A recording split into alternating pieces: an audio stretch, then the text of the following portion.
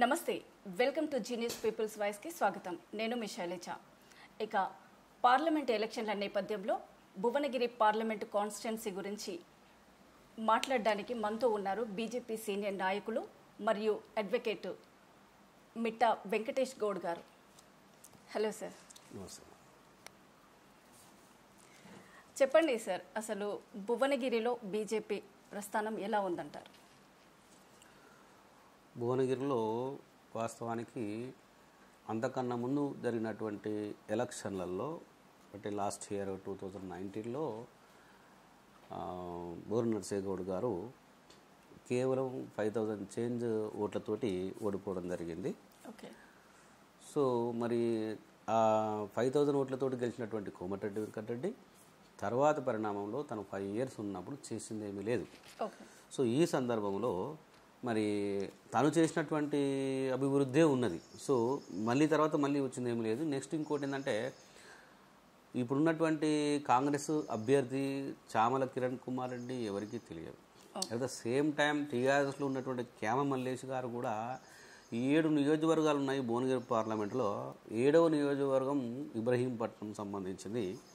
ఆ ఒక్క నియోజకవర్గానికి సంబంధించినటువంటి ప్రజలకు మాత్రమే ఇతను వెళ్ళను. అట్ ద సేమ్ టైం ఒక పార్టీకి సంబంధించిన విషయమే, అంటే ఒక వర్గానికి సంబంధించిన విషయంలోనే తెలుసు, ఓవరాల్గా తెలియదు. కాబట్టి బాగా సుపరిచితుడు అండ్ నిస్వార్థపరుడు, ఆల్రెడీ సేవ చేసినటువంటి వ్యక్తి మరి బూర నర్సేగౌడు ఉన్నారు మన ముందు, మనకు ఇప్పుడు అభ్యర్థిగా బీజేపీ తరఫున.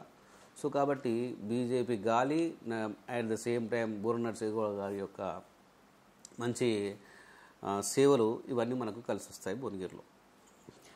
అంటే ఇప్పుడు కాంగ్రెస్ నుంచి చామల కిరణ్ కుమార్ రెడ్డి గారు ఉన్నారు కదా, సో వారికి కూడా బాగా పబ్లిసిటీ అంటే పలుకుబడి ఉంది అంటున్నారు.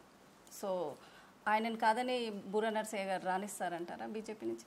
వాస్తవానికి చామల కిరణ్ కుమార్ రెడ్డి ఎవరో తెలియదు, ఇప్పుడు టికెట్ వచ్చినాకనే అందరికీ తెలుసు. సో మరి ఎవరికి తెలియని వ్యక్తిని తీసుకురావడం జరిగింది Komatireddy brothers and Congress party. Okay. So ఇప్పుడు అందరికీ తెలుసు అనుకోవడం అది కొంతమందికి తెలిసేమో, బహుశా కాంగ్రెస్ పార్టీ వాళ్ళకు తెలిసినంత మాత్రం అందరికీ తెలుసు అనుకోవడం వాళ్ళ యొక్క మూర్ఖత్వం. అసలు తెలంగాణలో బీజేపీ ఉందంటారా? వాస్తవానికి చెప్పాలంటే తెలంగాణకు బీజేపీకి చాలా అవినాభావ సంబంధం ఉంది. అవినాభావ సంబంధం ఏంటి అంటే అసలు యాక్చువల్గా ఈ బీజేపీ ఎప్పుడైతే ఏర్పడ్డదో April 6th, 1980 నాడు బీజేపీ ఏర్పడ్డది. ఈ సందర్భంలో మరి ఎలక్షన్లు కూడా జరిగినాయి 1984లో. 1984లో ఎలక్షన్లు జరిగినప్పుడు బీజేపీ మొట్టమొదటిసారిగా హన్మకొండలో చందుపట్ల జంగారెడ్డి విజయం సాధించడం జరిగింది. ఎవరిపైన? పివి నరసింహరావు పైన. అంటే ఆయన కాంగ్రెస్ పార్టీ, అంటే కాంగ్రెస్ పార్టీ అభ్యర్థి మరి పివి నరసింహరావు అంటే మీకు అందరికీ తెలిసిన విషయమే.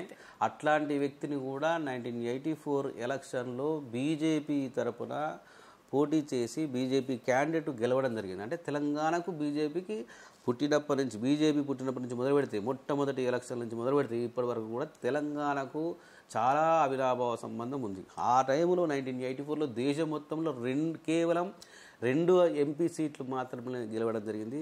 గుజరాత్లో 1 సీటు అండ్ మన తెలంగాణలో 1 సీటు, అది హన్మకొండ. సో కాబట్టి మన తెలంగాణ పరంగా చూసుకున్నట్టయితే చాలా సంబంధం ఉన్నది. అక్కడి నుంచి ఇక్కడ వరకు కూడా ఎంతో ఎదిగింది అప్పటికిప్పటికి పోలిస్తే. మరి మీ గుజరాత్లో అదే 1 సీటు ఉంది, తెలంగాణలో 1 సీటు ఉంది. మరి గుజరాత్లో ఇంకా ఎగిరిపోయింది. గుజరాత్లో ఉన్నటువంటి నరేంద్ర మోడీ గారు ప్రధానమంత్రి అయ్యారు. మన దాంట్లో కూడా కాలేకపోవడానికి కారణం డిఫరెంట్ కారణాలు ఉన్నాయి. సో అంతటి బలమైనటువంటి సంబంధం ఉంది బీజేపీకి తెలంగాణకు. అంటే తెలంగాణ ప్రజల్లో అసలు బీజేపీ ఆనవాళ్ళే లేవు అంటున్నారు, అది వాస్తవం కాదంటారా? వాస్తవానికి బీజేపీ ఆనవాళ్ళు లేవు అనడం కంటే బీజేపీకి సంబంధించినటువంటి చాలా విషయాలను మంచి సిద్ధాంతపరమైన విషయాలు కానీ, పార్టీ చేసినటువంటి సేవలు కానీ, సెంట్రల్ గవర్నమెంట్ చేసినటువంటి సేవలు కానీ, స్కీమ్స్ కానీ, ప్రజా ప్రయోజనాల కోసం ఏదైతే స్కీమ్స్ పెట్టారో అవన్నిటినీ ఈ మిగతా వాళ్ళు వక్రీకరించి, ఫర్ ఎగ్జాంపుల్ మొన్న టీఆర్ఎస్ గవర్నమెంట్ ఉన్నది. టీఆర్ఎస్ గవర్నమెంట్ ఏం చేసింది? ఇప్పుడు ఒక రైతు బంధు ఉన్నది. ఈ రైతు బంధు అట్లాంటి స్కీమ్ తీసుకుందాం ఎగ్జాంపుల్. ఒక 6,000 రూపాయలు సెంట్రల్ గవర్నమెంట్ కూడా ఇస్తున్నది. సెంట్రల్ గవర్నమెంట్ 3 దఫాల 6,000 ఇస్తుంది. ఎవరికైనా తెలుసా అండి? సో అంటే బీజేపీ కార్యకర్తలకు తెలుసు. సో ప్రతి ఒక్కరు మా బీజేపీ కార్యకర్తలు అండ్ లీడర్లు ప్రతి ఒక్క సందర్భంలో చెప్తూనే ఉన్నారు. కానీ ఈవెందో కూడా ఈ స్టేట్లో ఉన్నటువంటి గవర్నమెంట్ వాళ్ళు ఏం చేస్తున్నారంటే మేమే ఇస్తున్నాం అని చెప్పుకోవడం వల్ల అది మొత్తం వక్రీకరణకు గురయ్యి రాంగ్ అడ్వర్టైజ్మెంట్ అయ్యి బీజేపీ ఏం చేయలేదు అనే అభిప్రాయాల కాడికి వచ్చింది. అంటే బీజేపీ నాయకులు ఇలాంటి స్కీమ్స్ని పబ్లిక్లోకి ఎందుకు తీసుకెళ్ళలేకపోతున్నారంటారు? అదే అంటే చెప్తున్నా, లోపం ఎక్కడుంది? అదే చెప్తున్నా నేను. 100% తీసుకెళ్తున్నారు. తీసుకెళ్ళిన స్కీమ్స్ నరేంద్ర మోడీ కాదు ఇచ్చేది, మేమే ఇస్తున్నాం అనే రాంగ్ ప్రచారం చేస్తున్నారు. దానివల్ల మేము తీసుకువెళ్ళట్లేదు అనే అభిప్రాయం మీ అట్లాంటి వ్యక్తులకు వస్తున్నది. అంటే ప్రజలకు వస్తుంది. ఓకే, అయితే అవినావ భావ సంబంధం ఉందంటారా పబ్లిక్లో బీజేపీ పైన? అసలు బీజేపీకి ఎందుకు ఓటు వేయాలంటారు సార్? బీజేపీకి ఎందుకు ఓటు వేయాలంటే ఏం చెప్తాం. అసలు యాక్చువల్గా ఈ ప్రతి ఒక్కరు కూడా తెలుసుకోవాల్సినటువంటి విషయం ఏంటి అని అంటే బీజేపీ అసలు యాక్చువల్గా ఎప్పుడు పుట్టింది, బీజేపీకి సంబంధించినటువంటి విషయంలో మరి తెలంగాణ పీపుల్ రజాకారు హిస్టరీ మొత్తం చూస్తే ఆ యొక్క హిస్టరీ బాగా తెలుసుకుంటే, మొన్న రీసెంట్గా కూడా రిలీజ్ అయింది కదా రజాకార్ సినిమా. సో అది ఎలక్షన్ల నేపథ్యంలో అలాంటి మూవీస్ని బీజేపీ కావాలని రిలీజ్ చేసిందనే ఒక ప్రచారం కూడా జరిగింది. అంటే కాంగ్రెస్ని తక్కువ చేసి చూపించడం కోసం. అలా అనేం లేదు. వాస్తవానికి రజాకార్ సినిమా అనేది రజాకార్ సినిమా అనేది వేరు, ఒక వ్యాపారస్తులు తీయడం జరిగింది. కానీ దాంట్లో ఉన్నటువంటి సన్నివేశాలు దాదాపు మెజారిటీ % తీయడం జరిగింది. అది చూసుకున్నట్టయితే సర్దార్ వల్లభాయ్ పటేల్ను ఒకసారి చూడండి. రజాకార్ సినిమాలో సర్దార్ వల్లభాయ్ పటేల్ ఏం చేశాడు, నెహ్రూ ఏం చేశాడో తెలిస్తే కాంగ్రెస్ ఏం చేసిందో తెలుస్తుంది. సర్దార్ వల్లభాయ్ పటేల్ ఏం చేసాడో తెలిస్తే బీజేపీ మనకు అవసరమా లేదా తెలుస్తుంది. బీజేపీ సర్దార్ వల్లభాయ్ పటేల్ వారసులు. సో ఆ సందర్భంగా హిస్టరీ పరంగా ఆలోచిస్తే ప్రతి ఒక్కరు కూడా అక్కడి నుంచి మొదలు పెడితే ఇప్పటి వరకు కూడా బీజేపీకి సంబంధించిన ఆనవాళ్ళే భారతదేశానికి చాలా ఉపయోగపడతాయి కూడా. మరి కాంగ్రెస్ ఎందుకని ఉపయోగపడట్లేదు? ఒక్కసారి హిస్టరీ తీసుకున్నట్టయితే మొత్తం అదే ఇప్పుడు రజాకార్ అనే హిస్టరీ అక్కడి నుంచి తీసుకున్నా కూడా ఇప్పుడు బీజేపీ చాలామంది ఏమంటారంటే కొత్తగా పార్టీ పుట్టింది, ఇది నేనే అన్నాను. ఇప్పుడు April 6, 1980 నాడు బీజేపీ పుట్టింది అన్నాను. సో చాలామంది వ్యక్తులు కొత్తగా పుట్టినటువంటి పార్టీ ఇది. మరి అట్లాంటప్పుడు తెలంగాణకు దీనికి ఏం సంబంధం, హిస్టరీకి అసలు సంబంధమే లేదని సర్దార్ వల్లభాయ్ పటేల్ వారసులని. సో నేను వారసులని చెప్తున్నాను. ఓకే, ఏ రకంగా వారసులు అంటే ఈ స్వాతంత్ర్యం వచ్చిన సందర్భంలో 15th August 1947కి భారతదేశానికి స్వాతంత్రం వచ్చింది. కానీ మరి September 17, 1948కు మాత్రమే తెలంగాణకు స్వాతంత్రం వచ్చిందని ఎంతమందికి తెలుసు? అవును. సో తెలంగాణ ఉద్యమంలో భాగంగా ఈ యొక్క September 17, 1948 అనే ఒక డేట్ అనేది బాగా ప్రచారమైంది. కానీ మరి అందరూ ఇప్పటికీ కూడా మళ్ళీ చాలా వరకు కూడా అసలు యాక్చువల్గా September 17, 1948 అనేది తెలంగాణకు ఎందుకు, ఏమిటి, ఎలా అనే విషయం ప్రతి ఒక్కరూ తెలుసుకోవాల్సినటువంటి కర్తవ్యం ఉంది. అది తెలుసుకుంటే బీజేపీ ఖచ్చితంగా ఓటేస్తారు. సో వివరించవచ్చు కదా ప్రేక్షకులకు. అదే చెప్తున్నాను. ఇక్కడ విషయం ఏంటంటే సర్దార్ వల్లభాయ్ పటేల్ 13th September 1948 నాడు పోలీస్ యాక్షన్ చేయడం మూలాన నెక్స్ట్ ఇక్కడ నైజాం సర్కారు ఏదైతే కాజిం రజ్వీను నమ్ముకొని ఆ రజాకార్లను ఎప్పుడైతే తీసుకురావడం జరిగిందో రజాకార్ల కొట్లాటలు మూలాన రజాకార్లు చాలామందికి మన ప్రజలకు కూడా రజాకార్లు అంటే ఎవరో కూడా తెలియదు. రజాకార్లు అంటే మన వాళ్ళ లేకపోతే అక్కడ వాళ్ళ అని. రజాకారు అంటే ఒక ప్రైవేటు సైన్యం, అది సృష్టించింది కాజిం రజ్వీ. తెలంగాణ నైజాం అప్పుడు తెలంగాణ రాజ్యం అని ఉండే. తెలంగాణ రాజ్యం అంటే తెలంగాణ పేరేం పేరంటే అసలు ఆ రాజ్యం పేరేం పేరంటే హైదరాబాద్ స్టేట్.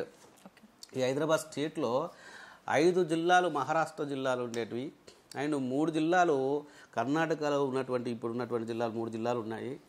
మన తెలంగాణలో 8 జిల్లాలు ఉన్నాయి. ఇవన్నిటిని కలుపుకొని హైదరాబాద్ రాజ్యం అన్నారు. ఈ రాజ్యంలో మీర్ ఉస్మాన్ అలీ ఖాన్ లాస్ట్ నైజాం. ఈ మీర్ ఉస్మాన్ అలీ ఖాను ప్రధానంగా కాజిం రజ్వీ అని ఒక ఆర్మీ పర్సన్ని, మరి అతను కూడా న్యాయవాదే. అతన్ని నమ్ముకోవడం మూలాన అతను మీ రాజ్యాన్ని నేను కాపాడుతా, అవసరం అనుకుంటే సపరేట్గా ఉంచుకుందాం. అప్పుడు 560 పైసలకు సంస్థానాలు ఉన్నాయి. ఈ సంస్థానంలో జమ్మూ కాశ్మీర్ ఒక ప్రధానమైనటువంటి సంస్థానం అండ్ తెలంగాణ కూడా ఒక ప్రధానమైన సంస్థానం. ఈ రెండు సంస్థానంలో మనకు స్వాతంత్రం ఇచ్చిన సందర్భంలో మౌంట్ బాటన్ ఏం చెప్పారంటే ఈ యొక్క సంస్థానాలు వాళ్ళ యొక్క ఇష్టాలతో కూడుకున్నటువంటి విషయం అని చెప్పేసి అన్నారు.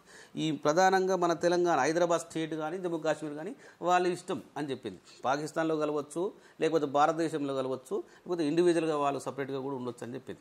ఈ సందర్భంలో ఇక్కడ ఎవరు రాలేదు. మరి కాంగ్రెస్ పార్టీ నెహ్రూ ప్రతి సందర్భం ఒక్కసారి మీరు రజాకార సినిమా చూస్తే ప్రతి సందర్భంలో కూడా నెహ్రూ ఈ సర్దార్ వల్లభాయ్ పటేల్ ఇండియాలో ఇంక్లూడ్ చేద్దామన్న ప్రతిసారి కూడా వ్యతిరేకించడం జరిగింది. చివరికి కూడా వ్యతిరేకించడం అయినా సరే ఇతను మన సర్దార్ వల్లభాయ్ పటేల్ గారు భారతదేశంలో దీన్ని విలీనం చేయడం జరిగింది.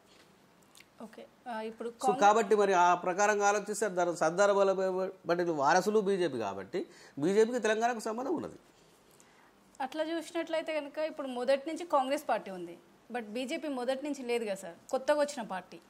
మరి ఇన్ని సంవత్సరాల కాంగ్రెస్ పార్టీని కాదని ప్రజలు బీజేపీని గుర్తిస్తారా? రైట్, మంచి క్వశ్చన్. సపోర్ట్ చేస్తారా అసలు? మంచి క్వశ్చన్. వాస్తవానికి చెప్పాలంటే 1925 27 సెప్టెంబర్ అంటే 27 సెప్టెంబర్ 1925 నాడు ఆర్ఎస్ఎస్ పుట్టింది. మరి ఈ ఆర్ఎస్ఎస్కు బీజేపీకి ఏం సంబంధం? బీజేపీ వేరు, ఆర్ఎస్ఎస్ వేరు కదా. వాస్తవానికి ఆర్ఎస్ఎస్ బీజేపీకి తల్లి లాంటిది. సో ఆ 1925లో పుట్టినటువంటి ఆర్ఎస్ఎస్ హిందూ మహాసభ, ఆంధ్ర మహాసభలు అండ్ ఆర్య సమాజు ఇట్లా ఈ డిఫరెంట్ పేర్లతోటి స్వచ్ఛంద సంస్థలుగా వెలిసి భారతదేశంలో స్వాతంత్రం కోసం పోరాడినటువంటి సంస్థలు అవి. సో మరి ఇప్పుడు చెప్పండి, కాంగ్రెస్ పార్టీ ఒక్కటే స్వతంత్రానికి సంబంధించిన స్వాతంత్రం కోసం పోరాడినటువంటి పార్టీ కాదు కదా. అంటే ఒక రాజకీయ పార్టీగా కాకుండా ఒక స్వచ్ఛంద సంస్థగా ఆర్ఎస్ఎస్ వివిధ పేర్లతోటి ఉండి భారతదేశంలో స్వాతంత్రం కోసం పోరాడింది. సో అప్పటి నుంచి మొదలు పెడితే మరి 1951లో ఇది భారతీయ జనసంఘాన్ని ఏర్పాటు చేయడం జరిగింది. భారతీయ జనసంఘ శ్యామ్ ప్రసాద్ ముఖర్జీ అనే లీడరు 1951లో 21 అక్టోబర్ 1951 నాడు ఈ భారతీయ జనసంఘాన్ని ఏర్పాటు చేశాడు. ఎలా ఏర్పాటు చేశాడు? ఈ ఉన్నటువంటి సిచ్యువేషన్ అంతా కూడా కాంగ్రెస్ చేస్తున్నటువంటి మైనస్ పాయింట్స్ని దృష్టిలో ఉంచుకొని మనము స్వాతంత్రం కోసం పోరాడినాము, వాళ్ళు పోరాడారు, అయినా కూడా కేవలం కాంగ్రెస్ పార్టీ మాత్రమే ప్రచారంలో వస్తున్నది, రాజకీయ పార్టీ అంటూ మనకంటూ ఒకటి ఉండాలి అనే యొక్క సంకల్పంతో ఆర్ఎస్ఎస్ ఆశీస్సులతోటి ఆర్ఎస్ఎస్లో భాగంగానే ఈ భారతీయ జనసంఘాన్ని ఏర్పాటు చేయడం జరిగింది. ఎవరు? శ్యామ్ ప్రసాద్ ముఖర్జీ. ఆ భారతీయ జనసంఘే ఇప్పుడున్నటువంటి బీజేపీ. ఎలా అంటే మధ్యలో 1977 వరకు 1951 నుంచి మొదలు పెడితే 1977 వరకు భారతీయ జనసంఘం ఉండడం జరిగింది. 1977 నుంచి 1980లో ఈ భారతీయ జనసంఘం లోక్దల్ ఇంకా డిఫరెంట్ జనతా ఇట్లా కొన్ని పార్టీలు కలుపుకొని జనతాదళ్గా ఏర్పాటు చేయడం జరిగింది. జనతా పార్టీగా ఏర్పాటు చేసి అప్పుడు 1977లో ఎమర్జెన్సీ తర్వాత ఈ గవర్నమెంట్ ఫామ్ చేయడం జరిగింది. అందులో భాగంగా కూడా ఈ భారతీయ జనసంఘం ఉన్నది. సో ఈ ఏదైతే జనతా పార్టీ ఉందో జనతా పార్టీ విడిపోవడం వల్ల, ఎందుకంటే డిఫరెంట్ పీపుల్ కలిసి పెట్టారు అక్కడ 2-3 పార్టీలు కలిపి. సో ఆ సందర్భంలో ఈ పార్టీ మళ్ళీ ఏదైతే భారతీయ జనసంఘం అందులో కలిసిందో అది మళ్ళీ విడిపోయి 1980 ఏప్రిల్ 6 నాడు మళ్ళీ సేమ్ భారతీయ జనసంఘే బీజేపీ అనే పేరుతో మళ్ళీ ప్రజలకు వచ్చింది. అంటే ఇప్పుడు చెప్పండి, 1925 పుట్టినటువంటి ఆర్ఎస్ఎస్లో భాగంగానే, అంటే ఆర్ఎస్ఎస్ తల్లి భారతీయ జనసంఘ్ బిడ్డ. అట్ ద సేమ్ టైం ఆ భారతీయ జనసంఘే జనతా పార్టీలో ఉన్నది, మళ్ళీ ఇప్పుడు బీజేపీకి అవతారం ఎత్తింది. అంటే అప్పటి నుంచి ఇప్పటిదాకా బీజేపీ ఉన్నది. ఎక్కడ కూడా ఇది కొత్త పార్టీ కాదు, కాకపోతే పేర్లు మారవడం జరిగింది. ఓకే, దానివల్ల గుర్తింపు రాలేదంటారు? దానివల్ల గుర్తింపు అని కాదు. అంటే మీరు అడిగిన క్వశ్చన్ ఇది కొత్త పార్టీ కదా, మీకే ఎందుకు వేయాలి, కాంగ్రెస్ పార్టీ అప్పటి నుంచి ఉన్న సందర్భం మీరు అంటున్నారు కాబట్టి. అంటే పబ్లిక్ అయితే ఇది రీచ్ అయింది కొత్త పార్టీ, అంటే లేటెస్ట్ వచ్చిన పార్టీ అన్నట్టుగానే కొత్త పార్టీ, కానీ పాత వ్యక్తులే పాత సంస్థలే పేరు మార్పడం అనేది జరిగింది. బీజేపీ అనే పేరు మీద ఈ ఏప్రిల్ 6 నుంచి 1980 నుంచి ప్రచారంలోకి బాగా రావడం జరిగింది. ఓకే, అంటే ఇప్పుడు తెలంగాణలో బీజేపీకి ఆనవాళ్ళు ఉన్నాయంటారా? ఇప్పుడు తెలంగాణ అని కాదు, మొత్తం భారతదేశంలో చూసుకున్నట్టయితే 2 సీట్లు 1984లో గెలిచినటువంటి బీజేపీ నెక్స్ట్ ఎలక్షన్లు 1953లో జరిగినటువంటి ఎలక్షన్లు జరిగితే 1957 మళ్ళీ ఎలక్షన్లు జరిగినాయి. 1957లో జరిగిన ఎలక్షన్లో 85 సీట్స్ వచ్చినాయి 85 అప్పుడు. అంటే ఆ రకంగా చూసుకుంటే మళ్ళీ 120, 161 ఇట్లా ప్రతిసారి పెరుగుతూనే ఉన్నది. మళ్ళీ ఎన్డీఏ గవర్నమెంట్ కూడా ఏర్పడడం జరిగింది అటల్ బిహారీ వాజ్పేయి. ఓకే, సో 1996లో ఒక ఓటుతోటి పోవడం జరిగింది. తర్వాత 1998లో 13 నెలలు ఉండడం, 13 ఓట్లు. సో ఈ రకంగా ఉన్న సందర్భంలో మళ్ళీ మనం ఎలక్షన్ పెట్టిన తర్వాత మళ్ళీ మనకు ఎన్డీఏ గవర్నమెంట్ ఫామ్ చేయడం జరిగింది. ఇప్పుడు మళ్ళీ లాస్ట్ ఎలక్షన్లలో 2019లో 303 సీట్లతోటి బీజేపీ ఫామ్ కావడం జరిగింది. మరి ఒక్క సీటు ఉన్నటువంటి అదే తెలంగాణలో ఒక్క సీట్ అంటే ఎమ్మెల్యే ఒక్క రాజాసింగ్ ఉండే. ఒక్క ఎమ్మెల్యే సీటు ఉంటే 4 ఎంపీ సీట్లు తెలంగాణలో రావడం జరిగింది. దీన్ని బట్టి మీరు అర్థం చేసుకోవచ్చు మన తెలంగాణలో బీజేపీ ఎలా ఉన్నది, ఏ రకంగా ముందుకెళ్తున్నది, ఏ రకంగా ప్రజలలో ఉన్నది అని. ఓకే, అంటే మీరు అన్నట్లే కనుక తీసుకుంటే బండి సంజయ్ ఉన్నప్పుడు ఓకే మీరు అన్నది వాస్తవం లాగా కనిపించింది. బట్ ఇప్పుడు కిషన్ రెడ్డి ఎప్పుడైతే ఆయన తెలంగాణ స్టేట్ని ఇచ్చింది కాంగ్రెస్ ప్రభుత్వం, అలాంటప్పుడు కాంగ్రెస్కి సపోర్ట్ చేస్తారు కానీ తెలంగాణ ప్రజలు బీజేపీని ఎందుకు సపోర్ట్ చేస్తారంటారు? కాంగ్రెస్ తెలంగాణ ఇచ్చింది, తెచ్చింది, లేకపోతే కాంగ్రెస్ మూలము, కాంగ్రెస్ వల్లనే వచ్చింది, బీజేపీ వల్ల ఇంకే వల్ల రాలేదు అని అందరూ అంటున్నారు కదా. అవును. సో వాస్తవానికి చెప్పాలంటే ఒక రాష్ట్రం ఎట్లా ఏర్పడుతుంది అనే విషయం సంపూర్ణంగా ప్రతి ఒక్కరికి తెలియదు. ఈవెన్ రాజకీయ నాయకులకు కూడా అంత పెద్దగా అవగాహన లేదు. రాజకీయ నాయకులు అంటే ఈ ప్రచారంలో భాగంగా ఎవరైతే పోతున్నారో వాళ్ళకి, సరే ముఖ్య నాయకుల కంటే తెలిసి ఉంటుంది, అది వేరే విషయం. సరే, ఒక రాష్ట్రం ఎట్లా ఏర్పడుతుంది? ఒక రాష్ట్రం ఆర్టికల్ 3 ప్రకారంగా 2/3 of the majority of the parliament is compulsory to pass the bill. So 2/3 of the majority of the parliament. అసలు పార్లమెంట్ అంటే ఏంటి? పార్లమెంట్ అంటే 2 సభలు ఉంటాయి, ఒకటి లోక్సభ, ఒకటి రాజ్యసభ. లోక్సభలో 543 దాకా 543 సీట్స్ ఉన్నాయి. అసలు యాక్చువల్గా 550 ఉంటాయి, ఇప్పుడు ప్రజెంట్ మాత్రం అట్లున్నాయి. సో మరి అంటే లోక్సభలో మెజారిటీ ఉన్నటువంటి, మెజారిటీ అంటే ఏంటి? హైయెస్ట్. అంటే ఫర్ ఎగ్జాంపుల్ ₹1 తీసుకుంటే 51% ఉన్నాడు మెజారిటీ, 49 ఉన్నాడు మైనారిటీ. ఓకేనా? సో మెజారిటీ ఫామ్ అవుతుంది. ఏం చేయాలన్నా మెజారిటీ గవర్నమెంట్. ప్రజాస్వామ్యం అంటే మెజారిటీ ఉన్న వాళ్ళు ప్రజాస్వామ్యం ప్రకారంగా చేస్తారు, ఒక అధికారంకి వస్తారు. సో మరి ఆ రకంగానే ఇప్పుడు ఈ లోక్సభ అంటే ఏంటిది? ప్రజల చేత ఎన్నుకోబడ్డ సభను లోక్సభ అంటారు. రాజ్యసభ అంటే ఏంటిది? ఈ ప్రజల చేత ఎన్నుకోబడ్డటువంటి వాళ్ళు కాకుండా ఎంపీలు కాకుండా, ప్రజల చేత ఎన్నుకోబడ్డ వాళ్ళే కాకపోతే ఎంపీలు కాకుండా రాష్ట్రంలో ఉన్నటువంటి ఎమ్మెల్యేలు ప్రజల చేత ఎన్నుకోబడ్డ వాళ్ళు, వాళ్ళ ద్వారా ఓటేసి వచ్చినటువంటి వ్యక్తులు, వీళ్ళు నామినేటెడ్ పోస్టులు అనమాట. అంటే మేధావుల సంఘం అనమాట. ఒక రకంగా చెప్పాలంటే మేధావుల సభ. ఏది? రాజ్యసభ అంటే మేధావుల సభ. ఇదేమో ప్రజల చేత ఎన్నుకోబడ్డ సభనేమో లోక్సభ, మేధావుల సభనేమో రాజ్యసభ. ఈ రాజ్యసభలో 250 దాకా మనకున్నాయి. ఇప్పుడు ఎట్ ప్రజెంట్ 245 రాజ్యసభ సీట్లు ఉన్నాయి. సో మరి గవర్నమెంట్ ఫామ్ చేసే వాళ్ళు లోక్సభలో ఉన్నటువంటి మెజార్టీ ఎవరైతే ఉంటారో వాళ్ళు గవర్నమెంట్ ఫామ్ చేస్తారు. మరి ఇంతకుముందే చెప్పాను నేను, 2/3 of the majority of the parliament is compulsory to pass the bill. మరి ఆ రకంగా ఆలోచించినప్పుడు బీజేపీ ఉన్నది, కాంగ్రెస్ ఉన్నది. ఒక రాష్ట్రం ఏర్పడాలంటే మరి కాంగ్రెస్ గవర్నమెంట్ మెజారిటీ మాత్రమే కదా. మెజారిటీ ఉన్నటువంటి పార్టీ దేశాన్ని పరిపాలించే అర్హత మాత్రమే ఉంటుంది, కానీ బిల్లు పెట్టే అర్హత లేదు. బిల్లు పెట్టొచ్చు కానీ పాస్ కావాలి కదా. పాస్ చేసేంత అర్హత కావాలంటే 2/3 మెజారిటీ కావాలి. అంటే 543 సీట్లు ఉన్నటువంటి, ఓట్లు ఉన్నటువంటి ఈ సభలో, ఏది లోక్సభలో, మరి మెజారిటీ సీట్లు అంటే 280 సమ్ చేంజ్ ఉన్నప్పుడు ఆ రకంగా మెజారిటీ ఏదైతే ఉందో అది గవర్నమెంట్ ఫామ్ చేస్తుంది. మరి బిల్లు పెట్టాలంటే మరి మిగతా ఓట్లు కావాలి కదా. మిగతా ఓట్లు ఎవరు వేసారు? మరి బీజేపీకి సంబంధం లేదంటున్నారు. తెలంగాణ కాంగ్రెసే ఇచ్చింది అంటున్నారు. మరి కాంగ్రెసే ఇచ్చిందన్నప్పుడు బీజేపీ ఓటు లేకుండా అదంతా లేదు, దేవుడు సృష్టించడా ఇంకా ఎక్కువ ఓట్లు.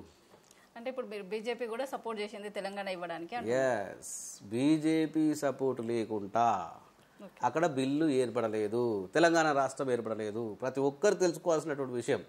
అంటే లోక్సభలో అండ్ రాజ్యసభలో రాజ్యసభలో సుష్మా స్వరాజ్ కానీ అండ్ లోక్సభలో వెంకయ్య నాయుడు కానీ మొత్తం సంపూర్ణ మద్దతు తెలంగాణకు చెప్పడం మూలాన 2/3 ఏదైతే ఆర్టికల్ 3 చెప్తుందో దాని ప్రకారంగా తెలంగాణ రాష్ట్రం ఏర్పడుతుంది. తెలంగాణ రాష్ట్రం ఒక్కటే కాదు, ఏ రాష్ట్రం ఏర్పడాలన్నా కూడా 2/3 మెజార్టీ ఈజ్ కంపల్సరీ.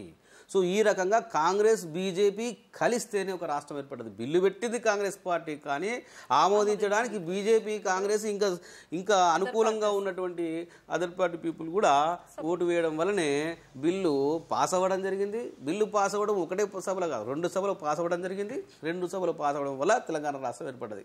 100 కేసీఆర్లు జరిపిన రాష్ట్రం ఏర్పడదు. కేవలం బిల్లు పాస్ పెట్టడానికి 2/3 మెజార్టీ ఉంటే మాత్రమే బిల్లు పాస్ అవుతుంది. ఆ బిల్లు పాస్ అయితేనే అప్పుడే రాష్ట్రం ఏర్పడుతుంది. ఇప్పుడు చెప్పండి, బీజేపీ తెలంగాణ ఇవ్వలేదా? అంటే సపోర్ట్ చేసినట్టు ఇచ్చినట్టే కదా. అంటే సపోర్ట్ ఇవ్వడం అంటే ఒప్పుకున్నట్టు కదా రాష్ట్రం ఏర్పడాలని. అసలు ఇంకా ఈ తెలంగాణ రాష్ట్రానికి కాంగ్రెస్ పార్టీకి ఎంత సంబంధం ఉంది అంటే నష్టపూరితమైన సంబంధం ఉంది. ఏంటంటే ఇన్నేళ్ళ నుంచి వెళ్ళి కాంగ్రెస్ పార్టీ కేవలం ఇస్తాం అని ఉద్యమం వచ్చిన ప్రతిసారి దాన్ని సన్నగిల్ల చేసి నీరుగార్చి ఒక చిన్నపిల్లవాడు ఏడిస్తే బిస్కెట్ ఇచ్చి పంపించే విధంగా ఆ రకంగా చేసుకుంటూ మొత్తం నాశనం చేసింది. అసలు పెద్ద మనుషుల ఒప్పందం కానీ మొదలు పెడితే అసలు కాంగ్రెస్ పార్టీ పెద్ద మనుషుల ఒప్పందం ఎప్పుడు జరిగింది? కాంగ్రెస్ పార్టీ ఉన్నప్పుడు, కాంగ్రెస్ పార్టీ సందర్భంలోనే. పెద్ద మనుషుల ఒప్పందం అంటే ఏంది? పెద్ద మనుషులు అక్కడ సైడ్ పెద్ద మనుషులు, ఇక్కడ సైడ్ పెద్ద మనుషుల ఒప్పందం తెలుసా నీకు? ఎవరికైనా సమాజానికి కూడా పూర్తిగా అవగాహన లేదు. పెద్ద మనుషుల అక్కడ సైడ్ ఉన్నటువంటి 4 పెద్ద మనుషులు, ఇక్కడ సైడ్ ఉన్నటువంటి 4 పెద్ద మనుషుల మధ్యలో జరిగిన ఒప్పందాన్ని పెద్ద మనుషుల ఒప్పందం అన్నారు. ఆ ఒప్పందంలో ఏం జరిగింది? ఇక్కడ ఏమైనా ఇంప్లిమెంట్ జరిగిందా? అంత కాంగ్రెస్ పార్టీ మేనేజ్ చేసింది.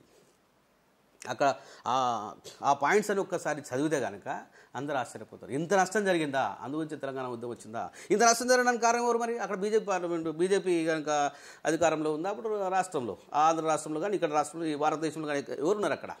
అంటే కాంగ్రెస్ పార్టీ మాత్రమే ఆమోదపత్రం పెట్టింది, బట్ అంగీకరించట్లేదు అందరూ. ఎవరు అంగీకరించారు కదా? ఇంతకుముందు చెప్పాను నేను, 100 మంది కేసీఆర్ చనిపోయినా కూడా రాష్ట్రం ఏర్పడదని చెప్పిన. అందరూ అంగీకరించట్లేదు అంటే అర్థం ఏంటి? ప్రజలు అంగీకరించట్లేదు. ప్రజలు అంగీకరించకపోయినా ఒక రాష్ట్రం ఏర్పడాలంటే ఖచ్చితంగా పార్లమెంట్లో ఆ 2/3 మెజార్టీ ఉంటే పాస్ అవుతుంది. ఆ రకంగా ఆలోచిస్తే కాంగ్రెస్ తలుచుకుంటే ఇప్పుడు ఇచ్చింది అంటున్నారు కదా, అప్పుడే ఇవ్వచ్చు కదా. అంటే అప్పుడే ఒప్పుకోలేదేమో మరి ఏమంటారు రాజ్యసభ మెంబర్స్. అంటే ఇప్పుడు దీన్ని బట్టి నువ్వు ఏమంటున్నావు అంటే ఈ అందరూ ఒప్పుకుంటేనే ఇప్పుడు ఇచ్చాము అంటున్నారు, అప్పుడు ఒప్పుకోలేదు ఇవ్వని అంటున్నారు. అప్పుడు పెడితే అప్పుడు ఎవరు లేరు అక్కడ. అసలు యాక్చువల్గా చెప్పాలంటే ఒకనొక సందర్భంలో 415 సీట్లు వచ్చినాయి కాంగ్రెస్ పార్టీకి. అప్పుడు 2/3 మెజార్టీ అంటే ఎవరి యొక్క సపోర్ట్ అక్కర్లేదు. అప్పుడు ఏమైంది? 380 సీట్లు కూడా ఏమైంది అంటే అక్కడ ఉద్దేశం లేదు కాంగ్రెస్ పార్టీకి. ఎందుకు లేదు అని అంటే కాంగ్రెస్ పార్టీకి ఆంధ్రలో లింక్స్ ఎక్కువ ఉన్నాయి, దానివల్ల తెలంగాణ పీపుల్కి తక్కువ ఉన్నాయి కానీ తక్కువ ఉన్నాయి. సో దానివల్ల ఎవరికి కూడా మంచి ఒపీనియన్ లేదు, అంటే ఇవ్వాలనే ఒపీనియన్ కాంగ్రెస్ పార్టీలో ఉన్నటువంటి ఎవరికి కూడా లేదు. అంత తూతూ మంత్రమే. వైఎస్ రాజశేఖర్ కానీ ఇక్కడ ఉన్నటువంటి 41 మంది ఎమ్మెల్యేలు మేము కాంగ్రెస్ పార్టీ అంతా కలిసి తెలంగాణ ఇవ్వాలని మేము పోయినాం చేసినాం, అంతా తూతూ మంత్రమే. ఇక్కడ జై తెలంగాణలో అక్కడ సమైక్యాంధ్ర కాంగ్రెస్ పార్టీ ద్వంద్వ నిదానం అది, అదే డూప్లికేట్ రాజకీయం అంతా. అంటే ఇప్పుడు బీజేపీ కూడా వైఎస్ జగన్మోహన్ రెడ్డికి సపోర్ట్ చేస్తున్నారు అంటున్నారు కదా, అది వాస్తవం కాదంటారా? అది అభూత కల్పన. లేదు, వాస్తవం అంటున్నారు, పబ్లికే అంటున్నారు.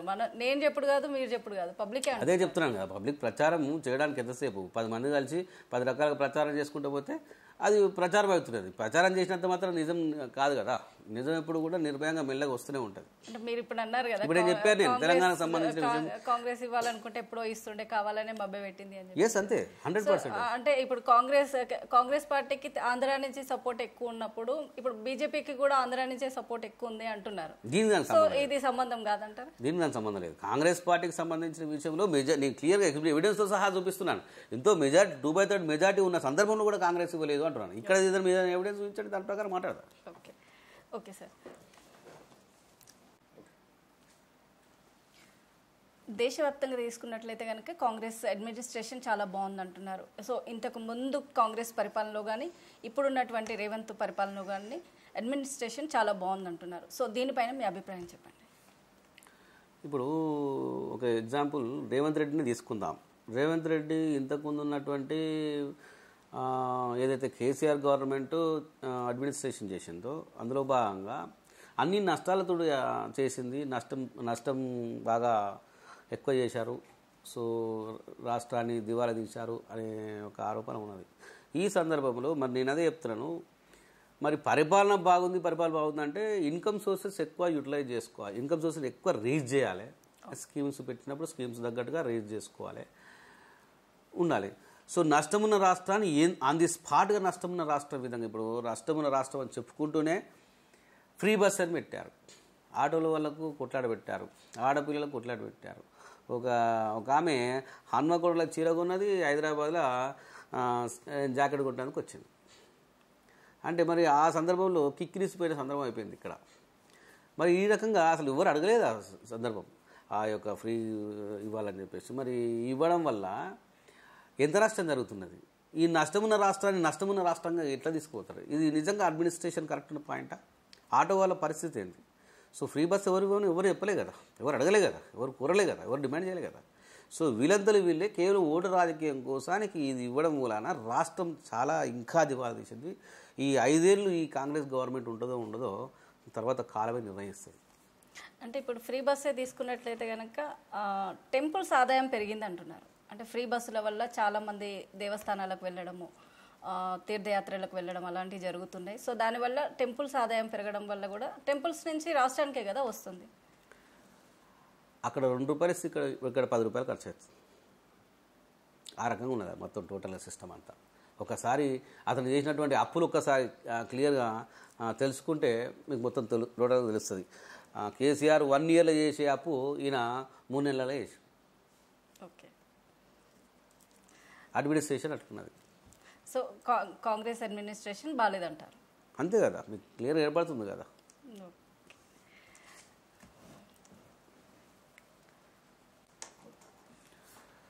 సో ఇప్పుడు కాంగ్రెస్ పార్టీలో అవినీతి విపరీతంగా ఉంటుంది. ఆ పరిపాలన బాగుంది అనే సందర్భంలో ఆ పరిపాలనలోనే భాగంగా అవినీతి విపరీతంగా ఉంటుంది. సో అదే లీడర్షిప్ కూడా కరెక్ట్గా జెన్యూన్ లీడర్షిప్ అనేది ఎవరు లేరు. ఫ్యామిలీ పరమైనటువంటి లేకపోతే పర్సన్ సంబంధించినటువంటి విషయంలో అన్ని రకాలుగా కూడా అంతా మైనసే. ఇప్పుడు నరేంద్ర మోడీ ఉన్నాడు. నరేంద్ర మోడీ తన కుటుంబమే దేశమే తన కుటుంబం అంటున్నాడు. ఎట్ ద సేమ్ టైం చేస్తున్నాడు కూడా. ఎట్ ద సేమ్ టైం ఇప్పుడు రేవంత్ రెడ్డి తీసుకోండి. రేవంత్ రెడ్డి నెహ్రూకి గాంధీకి సంబంధించినటువంటి ఫ్యామిలీ తీసుకోండి. మొత్తం ఫ్యామిలీకి సంబంధించినవి. అంటే కుటుంబం లేనటువంటి వ్యక్తులు కాంగ్రెస్ పార్టీలో ఎవరు లేరు. అంటే కుటుంబమే లేదు. ఇప్పుడు అటల్ బిహారీ వాజ్పేయి తీసుకోండి, నరేంద్ర మోడీని తీసుకోండి. మరి ముస్లింలకు సంబంధించిన విషయంలో వ్యతిరేక అన్నప్పుడు అబ్దుల్ కలాంను కూడా రాష్ట్రపతిని చేసింది నిస్వార్థంగా.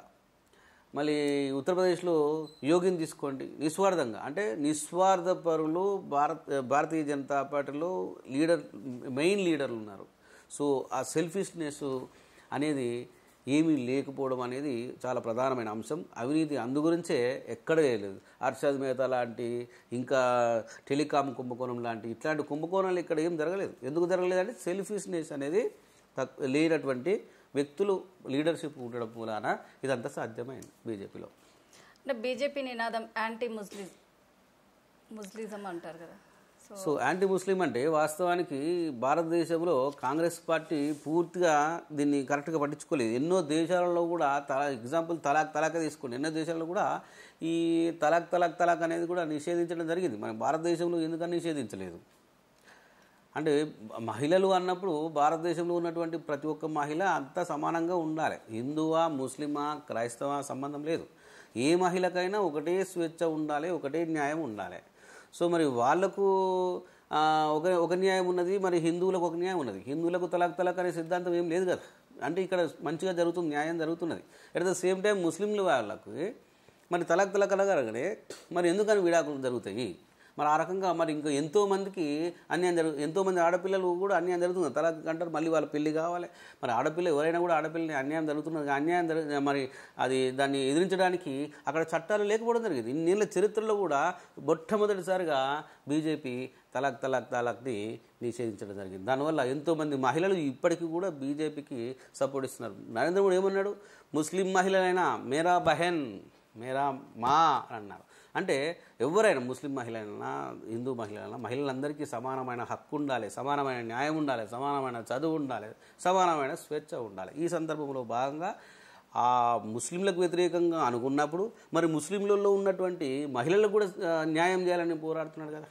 ఇప్పుడు ముస్లింలో నలుగురు పెళ్లి చేసుకుంటారు. నలుగురు పెళ్లి చేసుకుంటున్నప్పుడు నలుగురు పెళ్లి చేసుకునే ఒకటే వ్యక్తి నలుగురు పెళ్లి చేసుకునే అవకాశం ఇచ్చారు అని అంటే నలుగురు ఇక ఒకరు తప్ప మిగతా ముగ్గురు కూడా భలే కదా, వాళ్ళు కూడా మహిళలే కదా.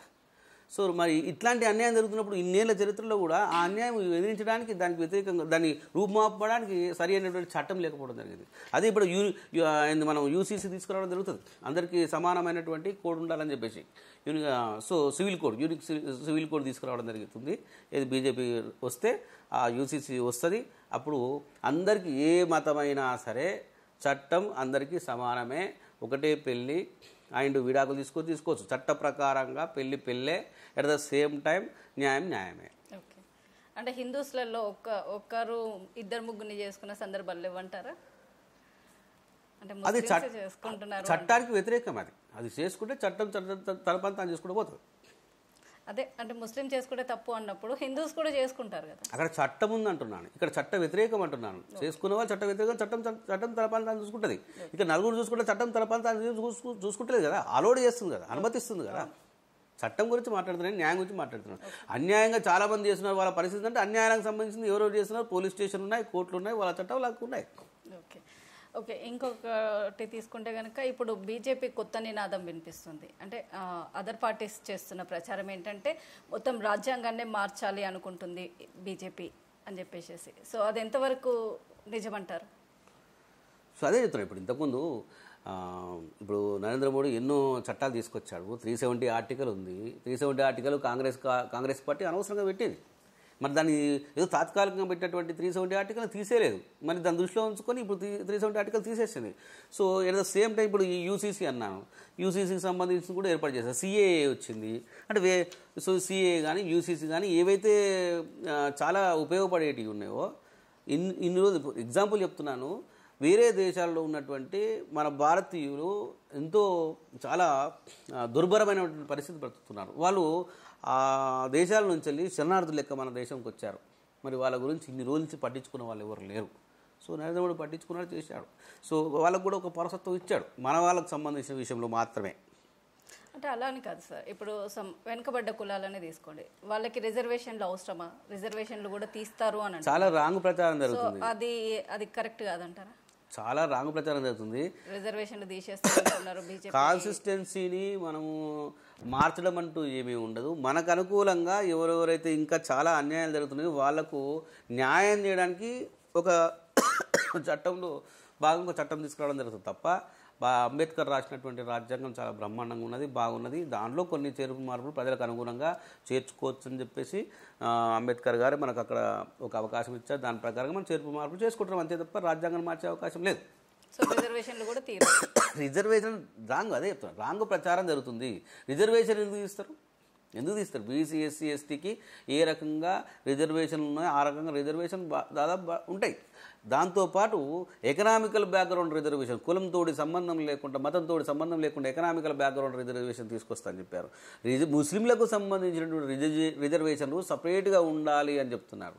సో దానికి సంబంధించిన విషయంలో సపరేట్గా రిజర్వేషన్ అని కాదు.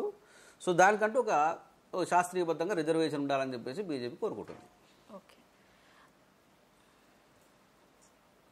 సో స్కీమ్స్ ఇంతకు ముందు మాట్లాడుకున్నాం. అవును. ఇక భువనగిరి పార్లమెంట్ కాన్స్టిట్యున్సీ అభ్యర్థి బూర నర్సే గౌడ్ ప్లస్ పాయింట్లు ఏంటి అండ్ ఆయన విన్నింగ్ పొజిషన్ ఎలా ఉంది అంటారు? సో ఇక్కడ బీజేపీకి సంబంధించినటువంటి అభ్యర్థి బూర నర్సే గౌడ్ అందరికీ వెల్ నోన్. ఇప్పుడు ఒక వే వస్తుంది, నరేంద్ర మోడీ వే, బీజేపీ వే. సో ఈ వే అనేది ఒక బ్రహ్మాండంగా వస్తుంది. జనరల్గా ఎలక్షన్ల విషయానికి వచ్చేసరికి స్థానిక ఎలక్షన్లు వేరు, అసెంబ్లీ ఎలక్షన్లు వేరు, and at the same time పార్లమెంట్కి సంబంధించిన ఎలక్షన్లు వేరు. పార్లమెంట్ ఎలక్షన్లు అనేసరికి ఒక వే బీజేపీకి వేయాలి. సెంట్రల్ ఎలక్షన్లు అన్నప్పుడు బీజేపీ వే బాగా ఉంటుంది. ఇప్పుడు ప్రధానంగా చాలా బాగుంది. నెక్స్ట్ ఈ బూర నరసింహ గౌడ్కి సంబంధించినటువంటి విషయంలో మన బీజేపీ అభ్యర్థి బలమైనటువంటి ప్రధానమైన అంశాలు ఉన్నాయి. తనకు సంబంధించినటువంటి సేవలు కూడా చాలా బాగున్నాయి. BJP at the same time ఆయనకు సంబంధించిన సేవలు, ఆయన ఒక 9 నవరత్నాలను భువనగిరి పార్లమెంటుకు తీసుకురావడం జరిగింది. 9 నవరత్నాలు అట్లాంటి సేవలు ఏంటి అంటే ఎయిమ్స్, నెంబర్ 1 ఎయిమ్స్ హాస్పిటల్ దాదాపు ఒక 1400 కోట్లతోటి ఏర్పాటు చేయడం జరిగింది.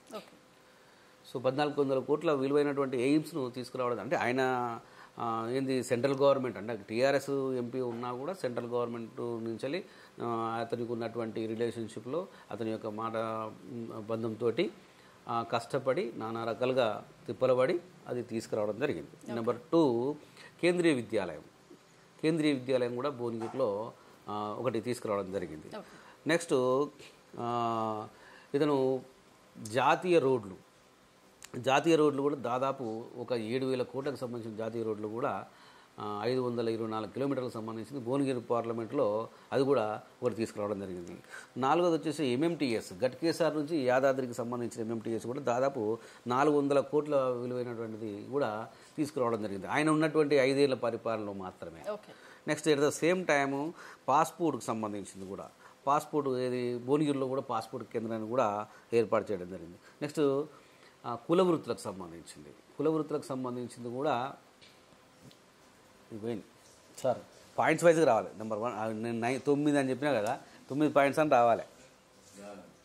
పాయింట్స్ నెంబర్ 1, నెంబర్ 2, నెంబర్ 3 చెప్పుకుంటూ రావాలి. అట్లేం అవసరం లేదు సార్.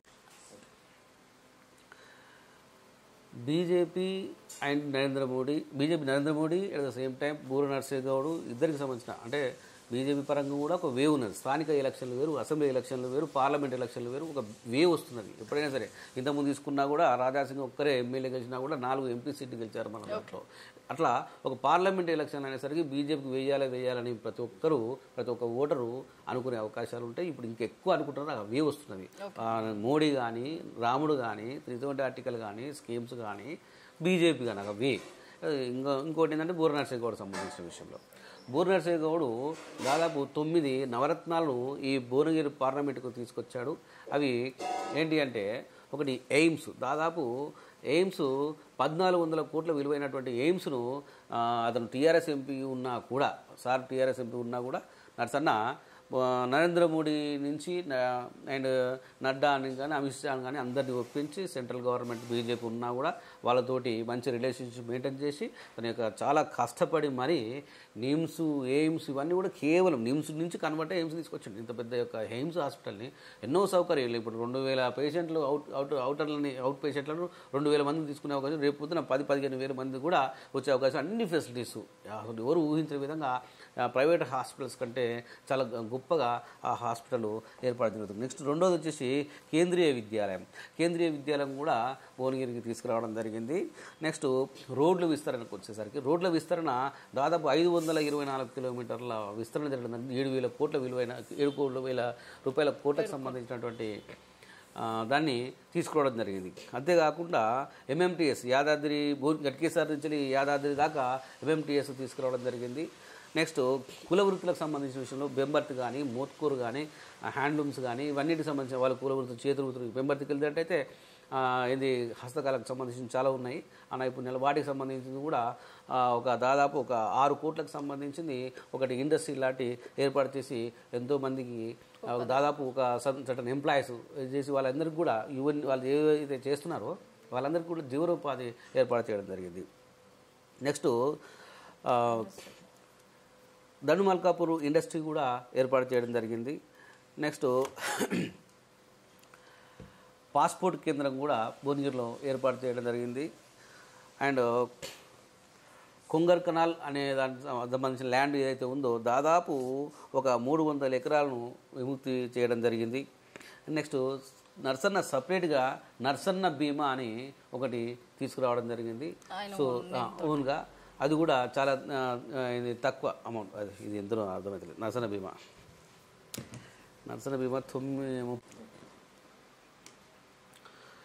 బూరు నర్సేగౌడు అదేవిధంగా బీమా ఇన్సూరెన్స్ బీమా నర్సన్న బీమా ప్రజలకు ధీమా అనే విధంగా అనే నిదానంతో ఒక బీమా తీసుకురావడం జరిగింది.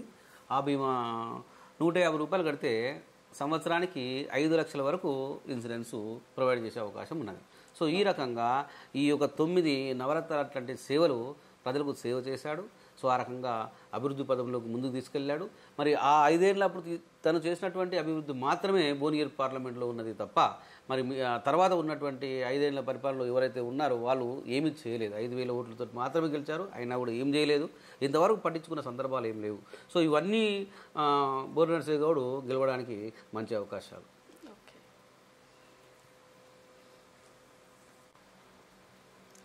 Okay, thank you sir. చూశారు కదా, ఇది ఈనాటి ప్రత్యేక కథనం. మరో కథనంతో మళ్ళీ మీ ముందుంటా. అప్పటి వరకు చూస్తూనే ఉండండి జీ న్యూస్ పీపుల్స్ వాయిస్.